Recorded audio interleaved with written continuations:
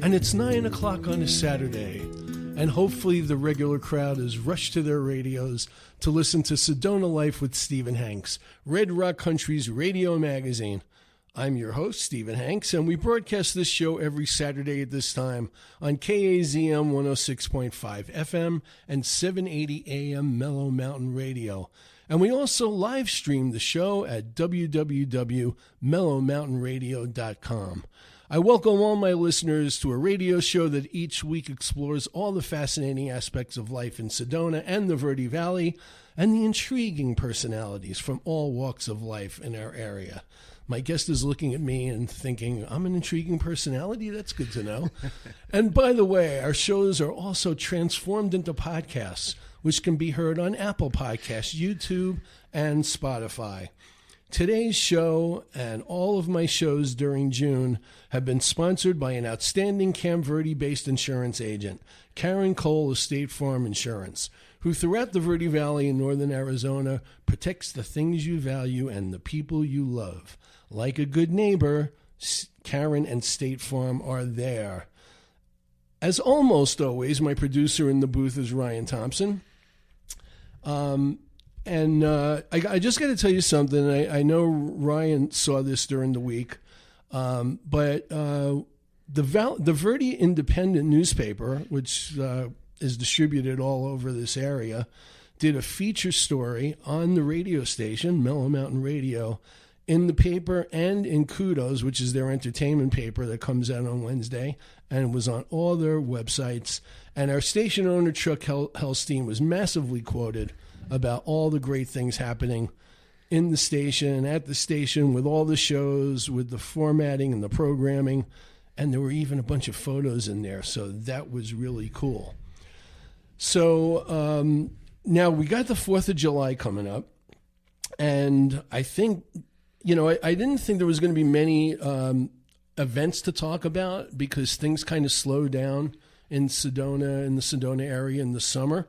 But the 4th of July is coming up, so there are a lot of events. So at this point, it is time, once again, for our top of the show segment, Stephen's Sedona Scene, when I tell everyone in my listening audience about some terrific events happening over the following week in Sedona and the Verde Valley. But this time, I'm going to stick specifically with some events in the area happening on July 4th. And by the way, folks, we are 2 years away from the 250th birthday of America.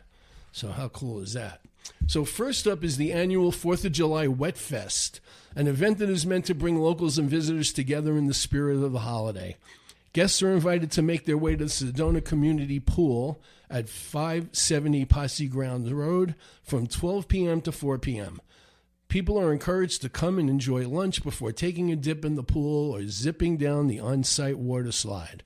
The 4th of July Wet Fest is a free-of-charge event, so come and enjoy amazing views of the Red Rocks while taking advantage of the many outdoor water games and vendors that will line the pool entrance. If you live in or are going to Cottonwood for the 4th of July, you can enjoy the City of Cottonwood Parks and Recreation Department's 25th annual Fantastic Family 4th of July. This is a fun-filled day at the Cottonwood Kids Park and runs from 4 to 9:30 p.m. You can enjoy free food from 4 to 6. The Veterans of Foreign Wars Patriotic Salute. There'll be games, activities, and all kinds of vendors. Wristbands for the inflatables will be sold for $10 each. Parking is $1 per vehicle, and the fireworks will begin approximately 9 p.m. and are shot off behind the Cottonwood Kids Park on 12th Street next to the Verde Valley Fairgrounds. Just a short drive from Sedona, the Verde Canyon Railroad at 300 North Broadway in Clarkdale hosts an annual Independence Day Firecracker Express ride in honor of this patriotic day. Enjoy a barbecue complete with hot dogs and hamburgers, as well as live music in the depot's courtyard before climbing aboard the train. Enjoy a 4th of July in Sedona trip on the tracks that date back to 1912. For information, go to VerdeCanyonRR.com. That's VerdeCanyonRR.com.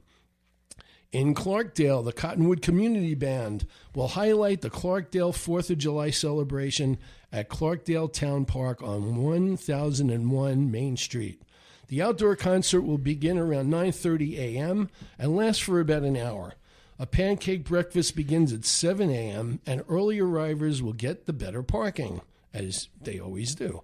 By the way, the Cottonwood Community Band consists of almost 50 members who range in age from high school students to retirees in the community, and they are from Sedona, Cottonwood, Clarkdale, Camp Verde, and throughout the Verde Valley. Now, I don't want to leave Prescott out of this list, and I mentioned this event during last week's show, and it's worth doing again because the event's ongoing. Or will be starting on Monday, July 1st through July 7th. It's the 137th Prescott Frontier Days, which is considered the world's oldest rodeo. The event takes place at the Prescott Rodeo Grounds, which is at 840 Rodeo Drive, and it features tons of activities for both kids and adults. So to get all the information about this big happening in Prescott, go to www.worldsoldestrodeo.com. And the world's has an S, so don't leave that out, but I'm sure you'll be able to find it. It's pretty easy. So our show theme for today is computer and internet technology guidance for Northern Arizona businesses. And my special guest in the studio is Aaron Munro, the Vice President of Business Development for TeamLogic IT, which is a locally owned franchise business based in Flagstaff, but serves all of Northern Arizona. Now, I'll tell you how I came to know TeamLogic IT. Aaron's boss, Rob Fallows, who's the president of this franchise, is also a fellow member of the Sedona Referrals Club that meets every Wednesday morning at 7 a.m. at the Red Rock Cafe in the village of Oak Creek. I'm a member of that club, and so I would be remiss if I didn't get a plug in, or I would never win another 1-minute commercial on Wednesday morning had I not said that. Rob, who is not here today, but is here in spirit, graduated from the Northern Arizona University in the early 1980s, had worked in the banking and financial sector until 2007 when he left corporate America as a VP at American Express to pursue his dream of helping small businesses. He found a cool franchise business that pioneered managed IT services for small businesses. At the time, Rob's franchise was number 14 in the network, and now TeamLogic IT has around 250 locations nationwide. Now, what does TeamLogic IT offer? And my guest is going to expand on this, but I'll just give you some highlights. They have a wide variety of service options and are focused completely on businesses. So, if your Apple laptop has a problem one day, you can't just walk in and say, "Hey, fix my computer." Although Rob's and Aaron are pretty nice guys, they might help you out. We don't know.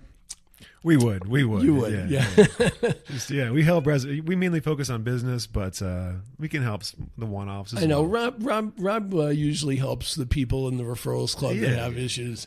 So they provide technical advice and support on Apple, PC, servers, networks of all kinds. They handle cloud computing, IT security, hardware and software procurement, data backup and recovery, email management, and a lot more. And one of the key figures in the company is my guest today, Aaron Munro, who was born in Texas. After high school, Aaron pursued his passion for understanding how businesses work by enrolling at the University of Arizona, and he earned a degree in business management. He then dove headfirst into the world of sales and business development. He's been at TeamLogic IT for the past 5 years, where he's honed his skills in leveraging technology to help small businesses find ways to optimize their operation through innovative IT solutions. Aaron, I'm all talked out. Welcome to Sedona Life with Stephen Hanks. Thank you. I appreciate it. So why don't you start by telling our audience your role at TeamLogic IT, just what you do on a day-to-day basis in the company. Yeah, well, Stephen, thanks for having me on. Yeah, so basically what I do, I'm not a technician, I'm not an engineer. What the goal of our business is to help small businesses be successful. And so when I go talk to business owners, I want to learn about what they do, what their origin story is, why they got into the business. And when I say small business, most of our clients have between 10 to 100 employees, usually around 30. So these are maybe startups or they've been around for a while, but they're not huge organizations. So a lot of times the owner wears a ton of hats, maybe is managing the IT from a perspective of, resetting passwords or swapping out, external drives to back up their data or whatever. So when we go find someone who maybe wants some help in the IT space, we just learn about what they do, what products they sell, what services that they offer, and then like in typical sales fashion, we try to uncover what their pain points are. So that's what I do. We keep it very high level. I try to understand, what their workflows are, what applications they're using. Are they using Salesforce? Are they just Microsoft 365? What are their sort of critical business applications? Where do those applications live, right? Is it just in the cloud that you just pay for per month? Do you have a server on site where you're hosting applications? How is that data being protected? When you do need to buy new equipment, how are you buying it? Do you have an antivirus solution that's on each of the machines? Is it being managed? So those basic, cybersecurity best practices is what we talk about. How often you reset passwords. When someone gets up and leaves their desk, do they lock their computers? Does it automatically lock? So those just basic principles of data protection, locks on the doors, do all of the access points into the office, have external door locks. So some of the things are sort of common sense. We don't get too crazy into the technical details, but with our small business clients, they want someone who can give them best practices on how to protect data. And our main goal is to, keep data safe and also help users be productive. Right. So in order to do that, they have to have a computer that works. And there's a lot that goes into just PC maintenance to make sure the computer, is optimized depending on how old it is. And if they do have a server, again, same thing. It's got to be maintained. It's got to be backed up. And for every small business, right, it's important to have stability so that business can work, right? No business can afford any downtime. So the conversation around that is, let's talk a little bit about what your budget is for your IT spend. Are you an accounting company that charges $300 an hour? Or are you maybe a construction company that is out in the field a lot? That if your office does lose power, the internet goes down, it maybe isn't as vital. So we try to understand, how important internet is, how important uptime is, and that way we can kind of figure out, what level of support you need, and then we custom fit offerings to meet that need. Right. I could be wrong about this because I've only been in the area maybe going on 3 years in July, but I would think in the Sedona Verde Valley area, the majority of the businesses could be classified as small business.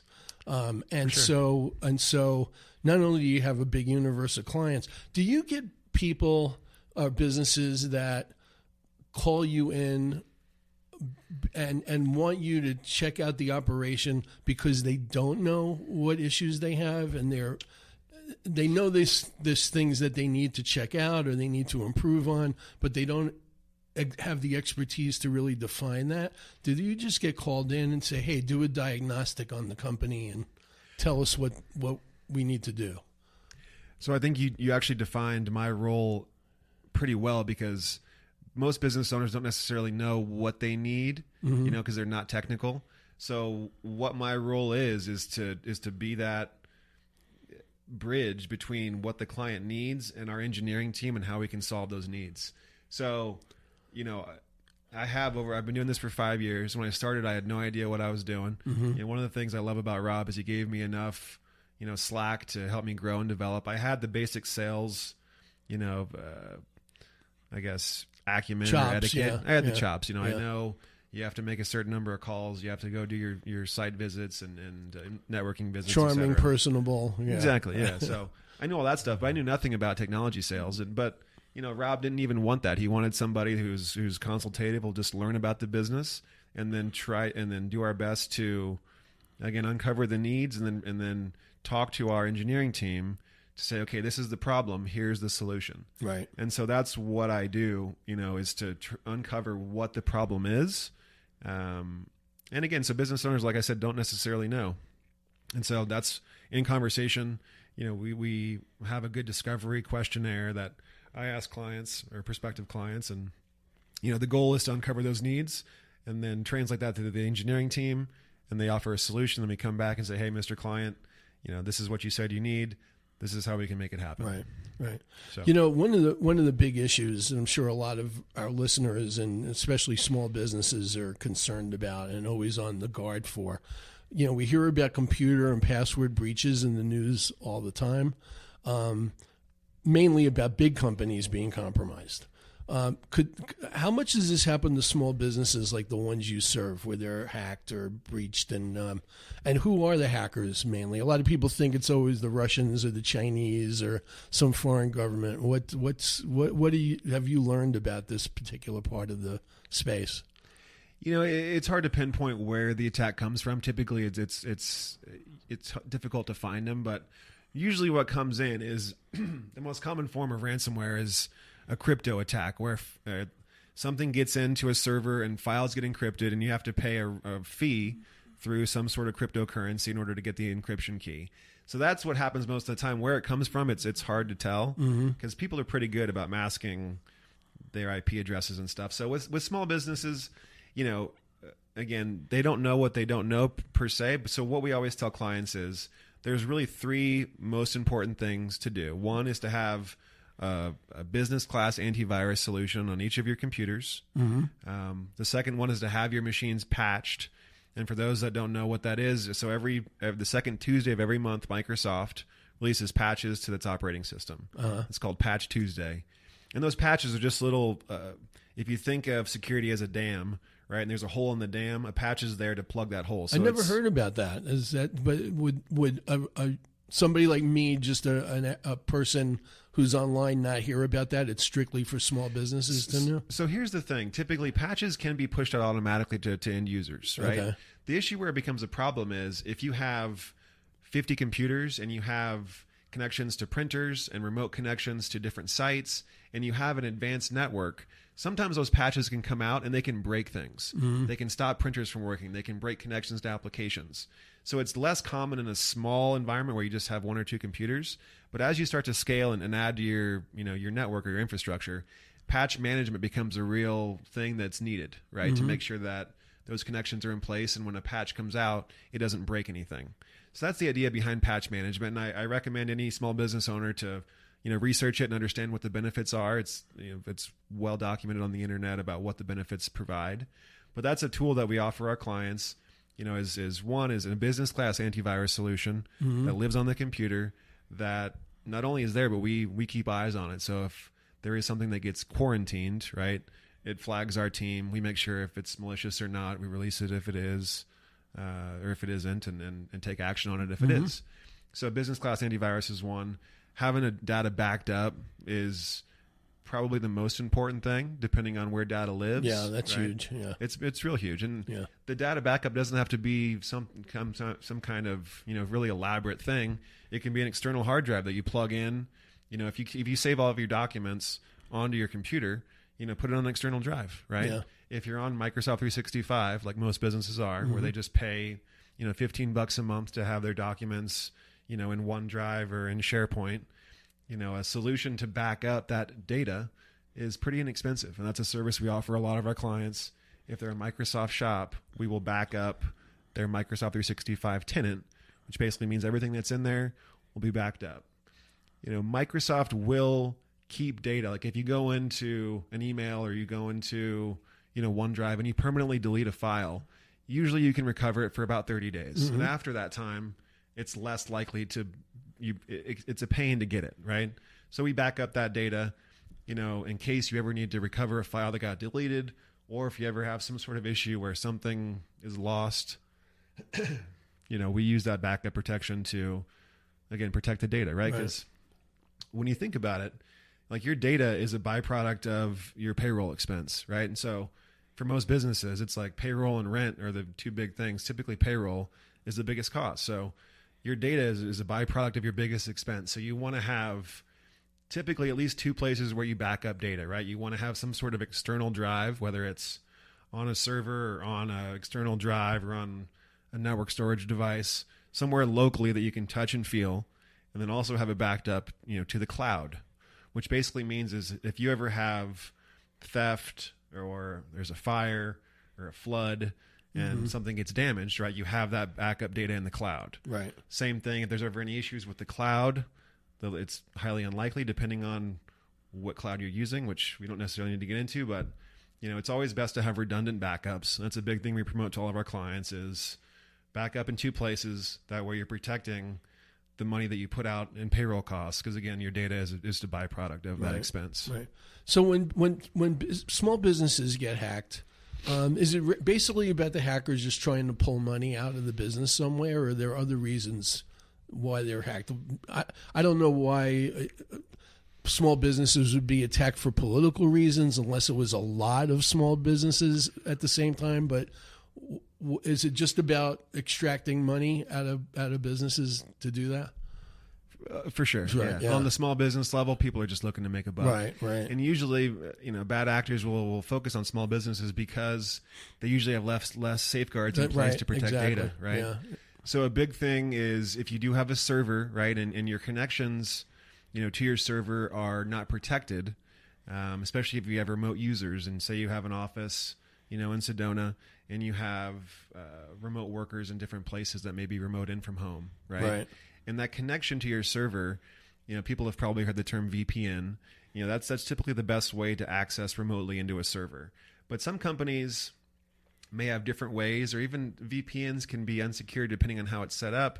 But overall, that's usually the entry point is, and where you need to really focus on is if you do have a server that's on premise that lives at your office, you need to make sure that anybody getting into that server remotely, that connection is secure, and you really put some money into making sure that's an established secure connection, because that's typically how hackers can get in. There's software that will scan the internet to find open IP addresses, which allows them to then get in to a server and say encrypt files.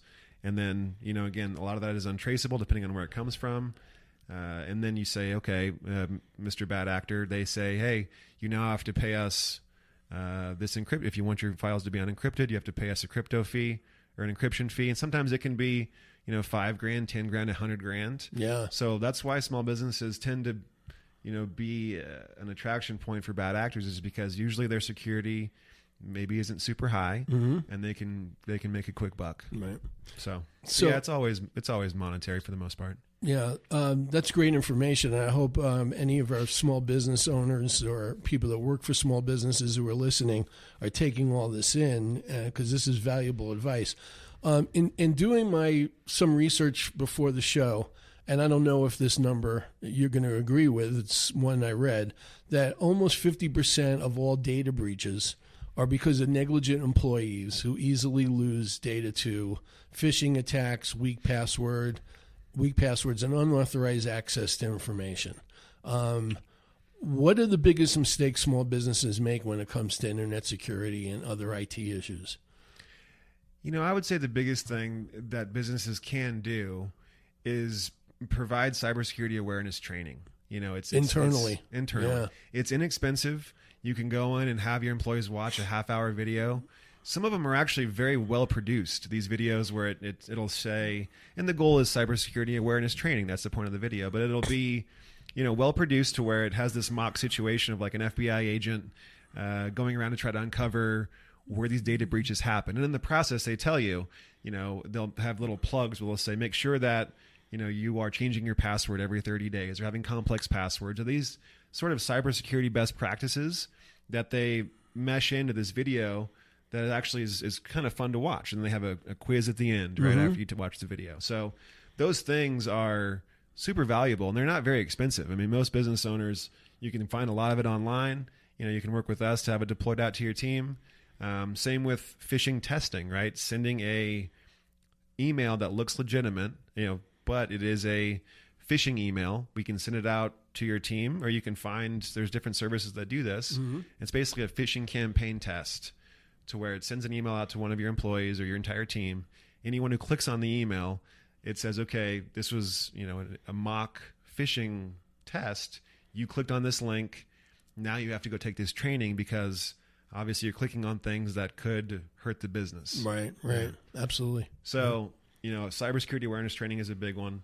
Phishing testing is a big one, and also just making sure you have a good spam filter to keep out the junk emails, because you're right. A ton of things come in through phishing emails. I mean, that's bad actors that will, you can buy a domain, your website domain, and change one letter, and then you can use whatever name you want in front of it. And so there's many different ways to spoof email. But the idea of it is, be proactive, train the team, also from a HR standpoint or, an employee management standpoint, you should have an acceptable use policy as part of your employee handbook that says, hey, you're going to use this computer, Mr. and Mrs. Employee. It is to be used for business activities and nothing else. Right. It should not be used to, get on Amazon and shop for things. If you're in a role that requires you to be on social media, like if you're a marketing person or whatever, social media is okay. But typically, if you're doing accounting or operations, no social media. The things you do on the computer should be business related and nothing else, and have the employees sign off on that. Same thing with where data is saved, right? If you're a small business, you should either have somewhere on site to store data that's mapped. So when somebody goes to save a document, they can say, I'm going to save it to this C drive or this S drive, which goes to a storage device on site. And so that, what we call data centralization policy should be in the employee handbook when you hire an employee that says, hey, Mr. Employee, when you save something, you save it here. And then you're going to sign off that you're going to do this, just like the acceptable use policy. And that can be all in one document. Like, hey, these are the things you're going to do for us from a cybersecurity standpoint. Use the computer for business-related activities. You save data here every time. You change your password every 30 days or whatever, which you can actually enforce and make them do it. When you get up and leave your desk, you lock your computer. And you can also enforce that as well. You have time limits set on it. The front doors, make sure if you leave in and out of the doors, lock the door, right? Because physical security is something that people don't necessarily think about all the time, but that's equally as important, right? The door to your server, if you do have an on-premise server, make sure the door is locked. Like it should not just be left open for anyone to go in there and stick a USB drive into one of the ports, right? And so that, those are the things I talk about with business owners. Like you don't need to have some huge, complex IT structure set up and huge spend to know that you have to have antivirus, you have to back up data, you have to have a good spam filter, and you have to train your employees on things to look out for. Right. Those are the big things. I don't know how many small businesses are able to have even one person in like a human resources role, but do you find that businesses that do have a human resources department of some kind are less susceptible to this stuff because the human resources people are doing exactly what you said with the employees? Or is that something that the owners have to take on themselves? It's typically, it depends on how big the business is, and it depends. Most HR professionals, they're more around, managing benefits and then managing time off and paid leave, harassment on the workplace, whatever. They're less, maybe IT related, but I would say at the end of the day, it's the onus is on the business owner, and then those proactive measures to prevent issues from happening on the front end is the best way to protect the business and protect, to protect your data, which, like I said, is a byproduct of your payroll expense. Gotcha. Well, thank you. That's great information. We're going to get into this a little bit more detail after I give a shout out to my sponsor for the show today. Karen Cole of State Farm Insurance is an agent based in Camp Verde. I'm sure everyone out there would agree that it feels good when we make the right decision.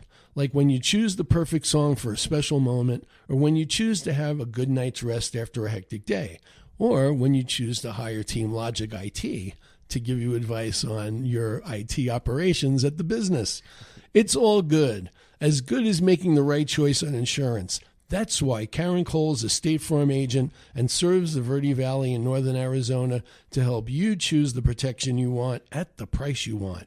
Karen will explain everything about your coverage with State Farm so you know what to expect if the unexpected happens. With Karen Cole, it is easy to make the right decision. And I know that because Karen handles my home insurance. She is one agent in insurance who is all about protecting the things you value and the people you love. So contact Karen at www.kcoleinsurance.com or call 928-567-3374. That's 928-567-3374.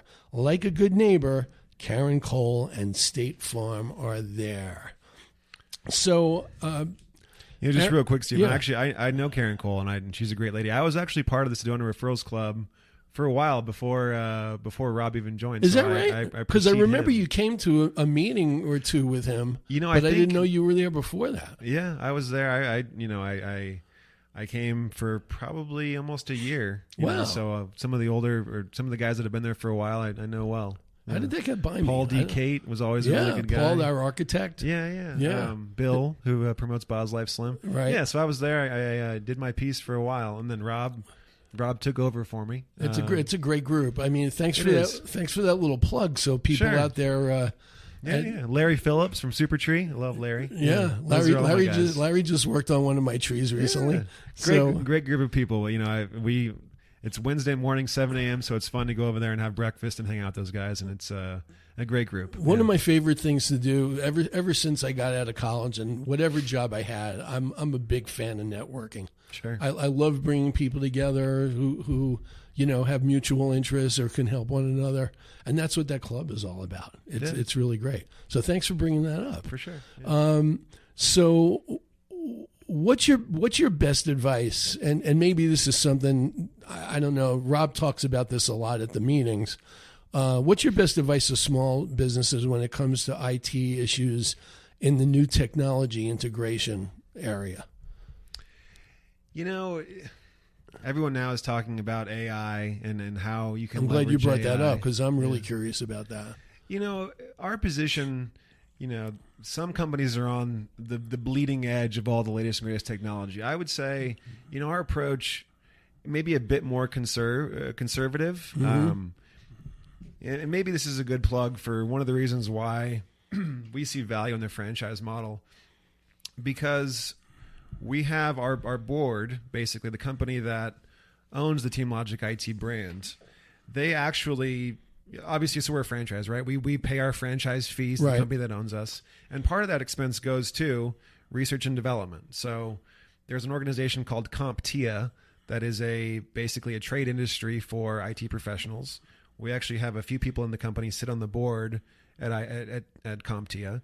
So we have our pulse, our finger on the pulse of the latest and greatest technologies. And that trickles down to us from the company that owns our franchise brand. Mm-hmm. Not to mention, Rob goes out to, there's usually 2 or 3 big annual events where that focus on new technology. Right. DattoCon. You always have to be up to date on the new stuff. But our approach is, especially on the small business side, some of those things, they can be expensive. They are not well vetted. Mm-hmm. And so our approach is, if you're a small business, we don't need to reinvent the wheel on things that you need. The most important thing that we can harp on is to say, again, every device you have, every computer that runs an operating system needs to have a solid antivirus solution that's monitored and managed. You have to back up data typically in 2 places, and you have to have a really solid spam filter that's going to keep out the junk email. Right. Beyond that, train the team as best you can.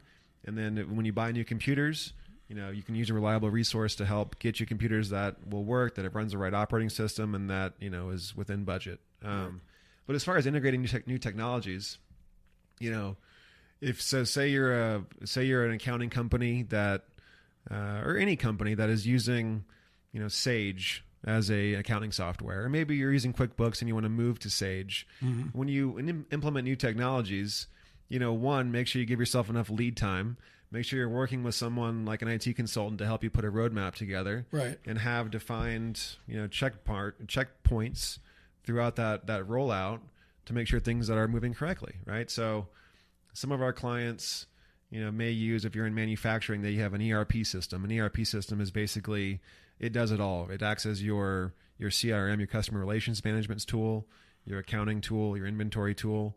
So when a client says, hey, I want to migrate or implement a new ERP system, those things, take time, and you have to take a meticulous approach into understanding how it all works, right? Because if you go talk to a software developer or a company that sells these software tools, obviously they're in sales too. They want you to buy their product. Exactly. They may say, hey, we can roll it out to you in 3 months, right? But typically one of the things about my company that I admire is, especially our lead engineer, he takes a very meticulous approach to any IT project. We need to know every single detail before we get started. And sometimes, from a sales perspective, that can hinder me at times. But I've learned that it actually helps, because we don't move quickly unless we know exactly what we're doing, because we want our execution to be flawless. Right. And we will not accept anything less. So we make sure we take the right steps up front. Like I said, if we're moving to a new ERP system, or if you're implementing any new piece of technology or new application, let's put a solid roadmap together. Let's have checkpoints in place to make sure that we're hitting our goals. If you're buying the software from a company like, NextGen or a Salesforce or whatever, obviously having a good roadmap in place to hit the right marks. And then if you want to build something, there's some customers out there that say, hey, all the out-of-the-box applications don't meet our workflows, and I need to build something custom. That's not something that we do, but we have software developers that can, build something that matches whatever the workflows are that you need. So you have this box and inventory goes here, and then it attaches, you do, accounting here, however your workflows are set up. We have clients that need custom built applications. Right. So again, same thing. We bring in a partner that does that stuff. We quarterback it, and we, again, put a roadmap in place to make sure it's rolled out well. So, an analogy Rob uses a lot of the times is, our focus with technology is pretty broad. The services that we offer, like I said, antivirus, patching machines, backing up data, those are the general practices every business should do. And we're really good at making sure those things happen. When you get into more of the specialized fields of, application design or, cloud computing, where you have a bunch of sites, a lot of employees, a lot of users, a lot of connections, and you need something that's, more robust or more enterprise level. If you have, 200 employees, or if you have a really complex, especially remote workforce, in those situations, Rob's been doing this his entire life in technology, and for the past 18 years doing TeamLogic IT. So obviously we've met a lot of people along the way that build applications, that are experts in cloud computing, experts in penetration testing on like the forensic analysis side. If you want to get deep into the, hey, there was a breach, where did it come from? Those are not things that we do, but those are all things that we have connections to. So to answer your question, if you are going to adopt a new technology, make sure you don't run into it. You don't go into it with any kind of haste. You put a good roadmap in place. Talk to somebody who knows about it, who's done it before, that can help you with it. Well, if a company does jump the gun and rushes into these new technologies, what are the drawbacks? What are the potential dangers that can happen if they don't do exactly what you were just talking about? Yeah, I mean, things won't work correctly, or they may not work correctly. Break down. Things can break, and just processes, where the way product moves, the way inventory moves, right? The way accounting, billing happens. So again, it's those are the things that it can affect workflow and cause downtime. Right. So I know a little bit about sales because one of my jobs since I moved to Sedona was selling advertising for the Sedona Film Festival program. Sure. And I used to sell with magazines that I was publishing. I assume that every time you go in to make a pitch to get a client, they want to hear examples of what you've done for other clients. It's always part of the sales conversation. So can you can you tell our audience about a couple of different maybe case studies of companies? And again, this might be a better question for the tech people, but I'm sure you get filled in on a lot of this stuff so you can talk to clients that you're selling. Situations where TeamLogic IT came in and came to the rescue for some company's situation. Yeah, yeah. One that comes to mind. And you don't have to mention names, but sure. No, we talked about this with Rob, and we said no names. We're just going to talk about what had happened. I'm way ahead of you, Rob. So there was a client that had a few different locations, and they had routers / firewalls, and they were talking with a different company, their current support company. They said, "Hey, these all need to be replaced," and they quoted them like $25,000 to replace all the equipment. Mm-hmm. Rob came in and realized you don't need to replace them; you just need to update the firmware. So it went from a $30,000 job to like a $3,000 job. Keep the existing equipment and make some updates. That was one that I remember. I know Rob remembers it well. That had a pretty big impact. I mean, and those are examples of. When you could tell a potential client that you could save them $27,000, they're pretty happy. They're really happy about that. And so that's our approach, and really Rob's approach. Everyone talks about integrity and all that, but Steve, you know Rob well, and the people in the Sedona Referrals Club know him too. He lives it. He's a really good guy. Yeah. Very calm demeanor, very patient. I've learned an incredible amount from him. And his approach with small businesses is, and again, everyone says this, but I think Rob lives it. We try to be pragmatic. We want to make sure that we are, treating their money like it's our money, and we're not going to have them spend money unnecessarily. There's in the technology space, there's people out there that charge extra margin just to make extra money. And there's a lot of sales folks that come to Rob and me and say, "Hey, you can mark this up 300%. You guys can make a ton of money off this stuff." And while that is attractive, Rob's approach has always been, "Yeah, but how about we just mark it up 50%, 30%, and everybody wins?" Like, that's never been an enticing factor to Rob. We've talked to clients or partners that will try to entice us with money. That's never been a leading factor. What allows us to pick a partner like a software developer or a telecom agent or a cloud computing expert is delivery and how well they take care of the client. That's what we care about. And ideally, one that will refer us business for managed services. We're not looking for a big referral kickback. We just want, at the end of the day, to help small businesses be successful. Right. So to answer your question, though, that was one thing I remember that was pretty impactful. We talked to a lot of clients that may have an aging server. It's 7, 8, 9, 10 years old. And it may not, typically the job of a server, for the most part at a high level, is to host applications and to act as a place to save files. Mm-hmm. A lot of that nowadays, applications now are moving more to the cloud. So instead of, having, Salesforce, for example, live on the server or any other piece of application, typically you can just pay to have it monthly. Like a good example is Microsoft licenses. Right before, every couple of years, Microsoft Office 2007 would come out, and then 2011 would come out, and every year you'd have to buy that license and put it on your computer, right? But now you just pay Microsoft $15 a month. It's updated every time there's an update, and you don't have to worry about it. Mm-hmm. That's the same thing with, when you talk about cloud-based, web-based computing, is you can pay for your software as a service where you just pay it monthly, and you don't necessarily need to have that server hosting that application. In some instances, you do need a server, so I won't say it's for everyone. But a lot of the small businesses, they can get by with, Microsoft 365 is pretty ubiquitous. It has a way to chat and use Word and use Excel and use Teams.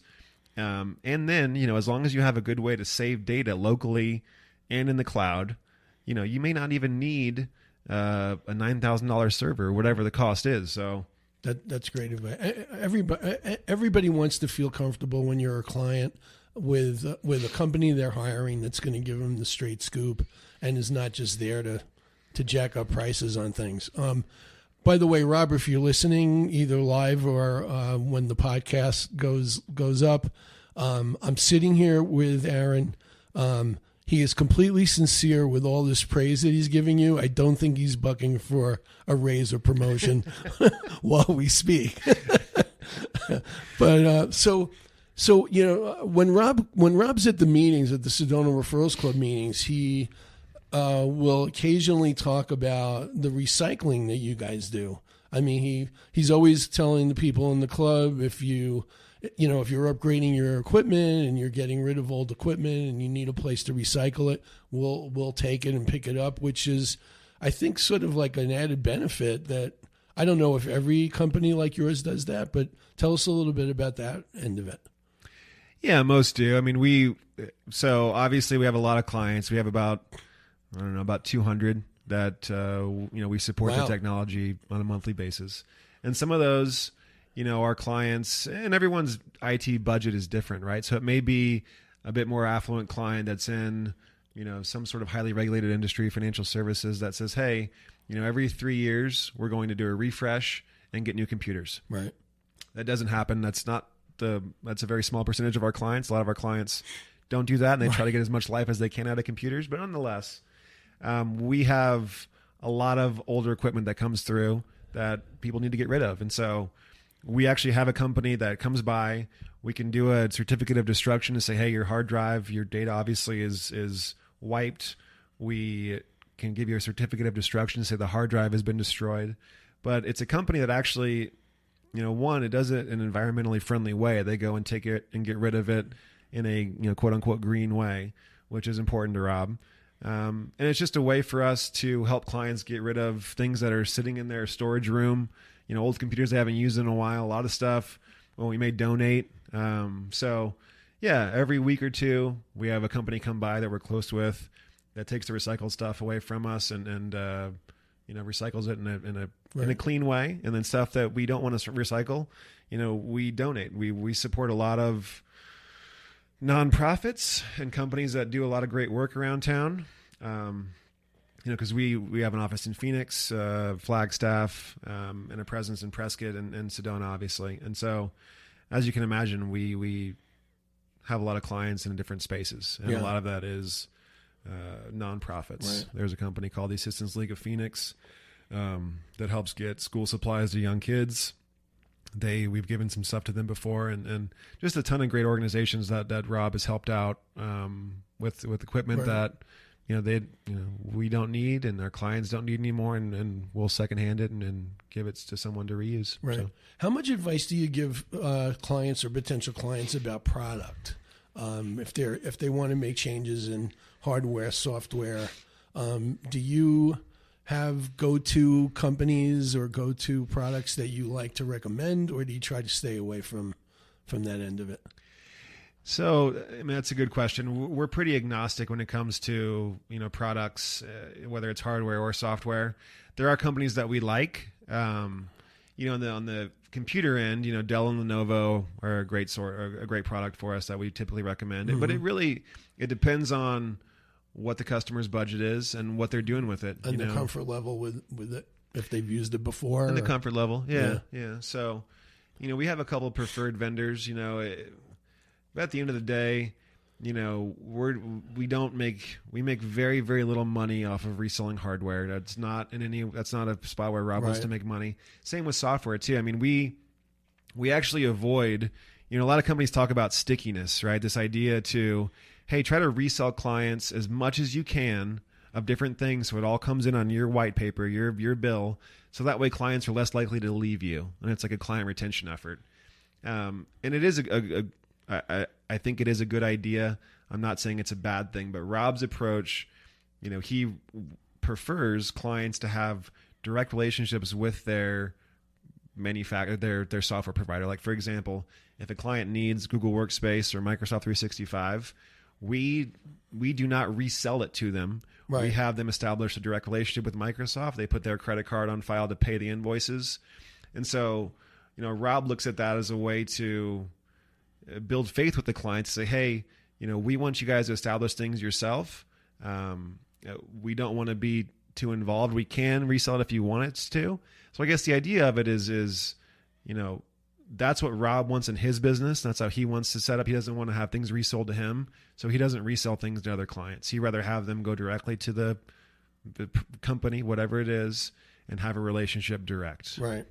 And that's just a product of him, I guess, doing what he would want done to him. Yeah. So, when I do searches for businesses in different categories, whether it's restaurants or whether it's anybody that can do, anything in the home or travel or whatever. And you do a search and a whole bunch of different businesses come up. It's always a turnoff to me, especially these days, if they either don't have a website or they have a really bad website. How much do you get involved in that with the businesses that you have, giving them advice about upgrading websites or creating websites? Is that part of your portfolio? It's great questions.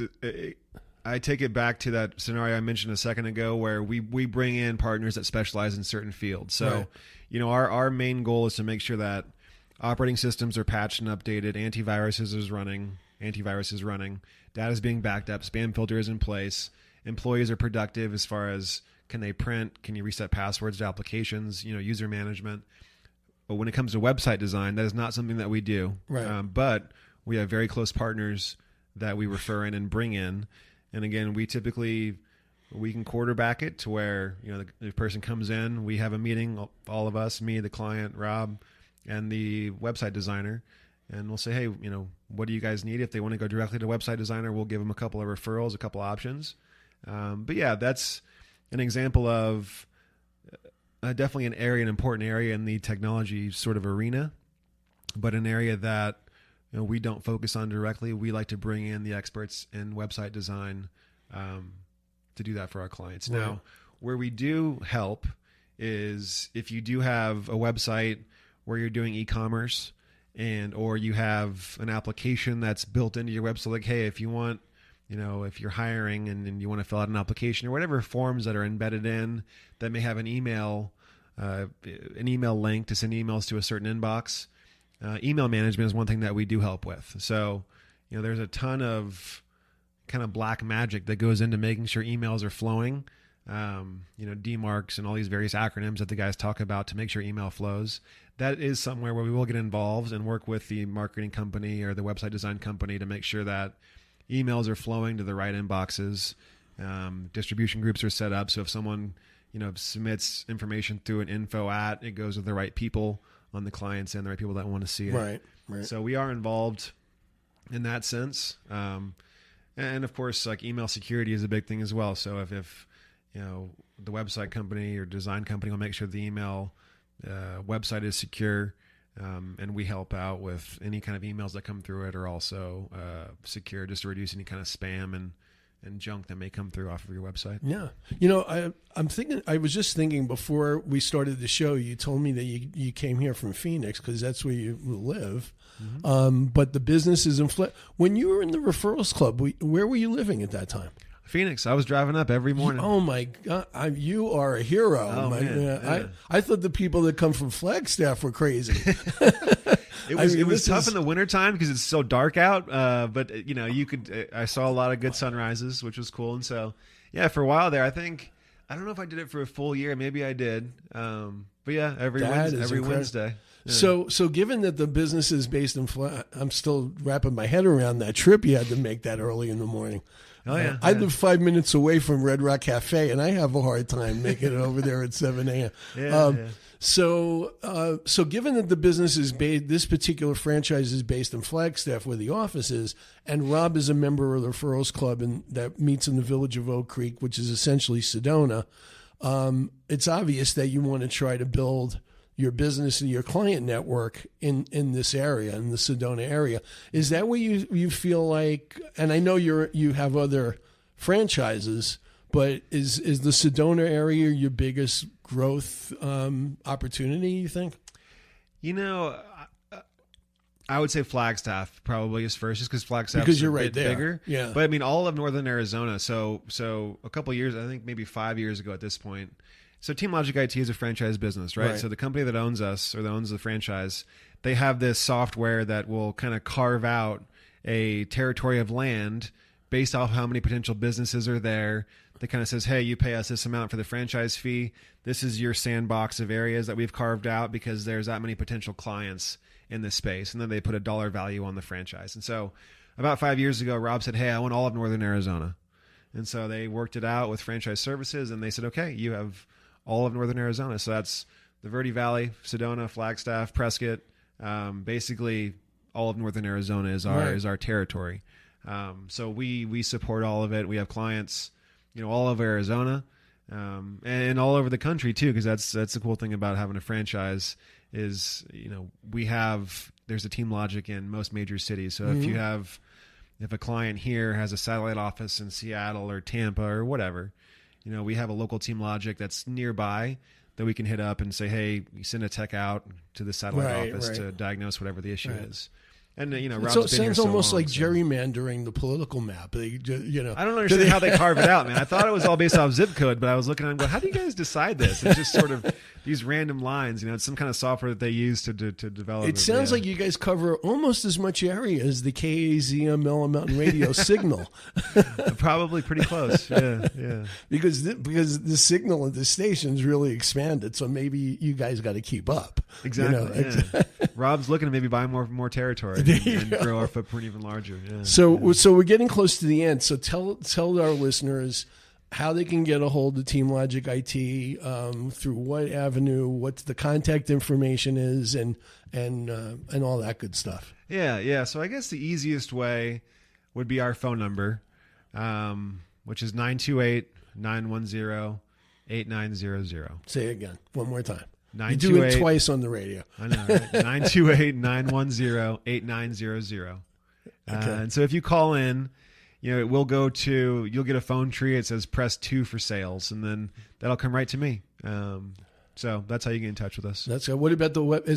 How about getting in touch through the website? So the website, so again, because it's a franchise, if you go to teamlogicit.com, that's the general website. Right. If you go to find a location on that website, got it. You can find, again, we have 7 territories. So if you go to that locations list, you'll actually see us 7 different times all around Phoenix and northern Arizona. So any one of those links, you can find our information. But I would say, TeamLogic, if you Google TeamLogic IT Sedona or TeamLogic IT Flagstaff, that will link to one of our landing pages where you can request to get information. That's great. So when's the next time we can get you back for breakfast at the Referrals Club? Rob always says sometimes he misses occasionally, and so I'm gonna maybe make a cameo guest appearance and go see everybody again. I know. When he can't make a meeting, I'm like, where's Aaron? Well, now I have my third child on the way. Oh my God! Yeah. So I've had I've been busy for the last couple years since Rob's took over. So every once in a while I'll try to make an appearance. But 3 kids, God bless you. Well, thanks so much for being on the show. This was really valuable information. Yeah, thanks Great for having you.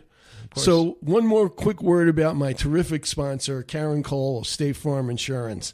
I'm sure everyone out there would agree that it feels good when you make the right decision. Oh, that was the first commercial break. I'm on my second one. What am I doing? That's why she gave me 2 of these. Folks, switching is easy. We do it all the time. We switch on the lights. We switch TV channels. We sometimes switch up the foods we eat. But did you know that you can switch your insurance and also save with State Farm? In fact, State Farm agent Karen Cole, who serves the Verde Valley in northern Arizona, can switch your insurance coverage, whether home or auto, so you can start saving today. Karen and her team based in Camp Verde are ready to welcome anyone in the Sedona and Verde Valley area to the State Farm neighborhood. With Karen Cole, it's easy to switch and save. Just contact her at www.kcoleinsurance.com or call her at 928-567-3374. That's 928-567-3374. When you want the real deal, Karen Cole will protect the things you value and the people you love. Like a good neighbor, Karen Cole and State Farm are there. Tune in again next Saturday morning, July 6th from 9 to 10 a.m. when we'll be talking local politics with my very special guest, Nikki Check, who for the July 30th primary is a Democratic candidate running for Yavapai County Supervisor for District 3. Again, thanks to my main man and producer, Ryan Thompson. Thanks to my sponsor, Karen Cole of State Farm Insurance. Remember that you can listen to the podcast version anytime on Apple Podcasts and Spotify. You can also find Sedona Life with Stephen Hanks on Facebook and Instagram. Thanks for listening to Red Rock Country's Radio Magazine. Catch you again next Saturday morning at 9 a.m. Have a great weekend, everybody.